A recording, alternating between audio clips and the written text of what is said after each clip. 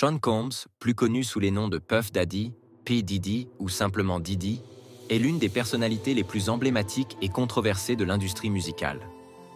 Né le 4 novembre 1969 à Harlem, New York, Combs a grandi dans le quartier de Mount Vernon après le meurtre de son père, Melvin Combs, un associé présumé de la mafia, quand il n'avait que 2 ans.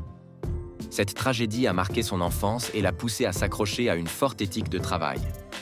Après avoir obtenu un diplôme de la Mount St. Michael Academy en 1987, il a brièvement fréquenté l'université Howard à Washington, D.C., avant de se lancer dans l'industrie musicale. Diddy fait ses débuts dans la musique en travaillant comme assistant chez Uptown Records, où il aida à lancer la carrière de Mary J. Blige et Joe Desi. Après avoir été licencié de Uptown en 1993, il fonde son propre label, Bad Boy Records. Rapidement, il signe un jeune rappeur talentueux nommé Christopher Wallace, mieux connu sous le nom de The Notorious B.I.G. Avec la sortie de l'album Ready to Die en 1994, Biggie devient une star mondiale, propulsant Bad Boy Records au sommet du hip-hop. L'ascension de Bad Boy coïncide avec une rivalité croissante entre les scènes de rap de la côte Est et de la côte Ouest. Puff Daddy et The Notorious B.I.G. sont perçus comme les visages du rap de la côte Est, tandis que Tupac Shakur et Death Row Records, dirigés par Suge Knight, représentèrent la côte Ouest. La rivalité atteint le sommet lorsque Tupac accuse Diddy et Biggie d'avoir orchestré une tentative de meurtre contre lui lors d'une fusillade en 1994 à New York, accusation que Puff et Biggie ont toujours niée. Les tensions entre les deux côtes se sont envenimées, amplifiées par les paroles acerbes de Tupac dans des morceaux comme Hit 'Em Up, où il attaque personnellement Biggie et Bad Boy. Malheureusement, cette rivalité prend une tournure tragique lorsque Tupac est abattu à Las Vegas en septembre 1996 et quelques mois plus tard, en mars 1997, The Notorious B.I.G. est aussi assassiné à Los Angeles. Les deux meurtres, encore non résolus, ont laissé une tache indélébile sur l'histoire du hip-hop.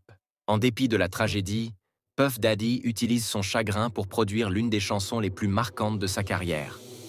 En hommage à Biggie, il sort I'll Be Missing You en 1997, une reprise de Every Breath You Take de The Police. La chanson deviendra alors un succès mondial et remporte un Grammy Award, renforçant la position de Diddy comme un leader de la musique rap à l'époque.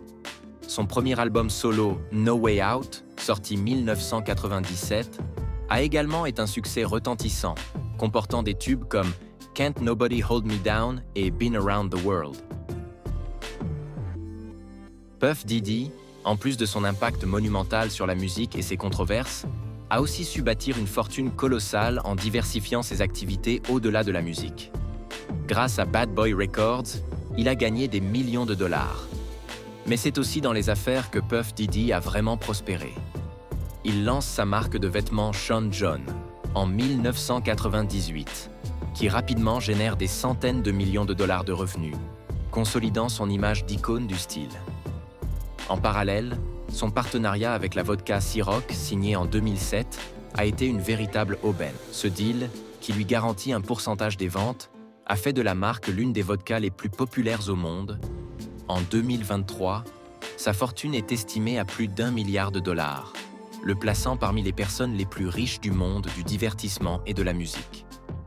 Entre la musique, la mode, les spiritueux et ses nombreuses autres entreprises, Puff Diddy a su transcender le simple statut de star du hip-hop pour devenir un magnate du business à l'échelle mondiale. Malgré son succès, la vie de Puff Diddy est marquée par des controverses. En 1999, pendant que Puff Daddy et sa petite amie de l'époque, la chanteuse Jennifer Lopez, se trouvaient dans un club de New York lorsqu'une altercation éclate. Une fusillade se déclenche, entraînant l'arrestation de Diddy pour possession illégale d'armes à feu et tentative de corruption. Son garde du corps, Shine, est condamné à une peine de prison pour son rôle dans la fusillade, mais Diddy a été acquitté des accusations après un procès médiatisé en 2001. Il fait aussi face à des accusations de viol, d'agression sexuelle et de trafic sexuel.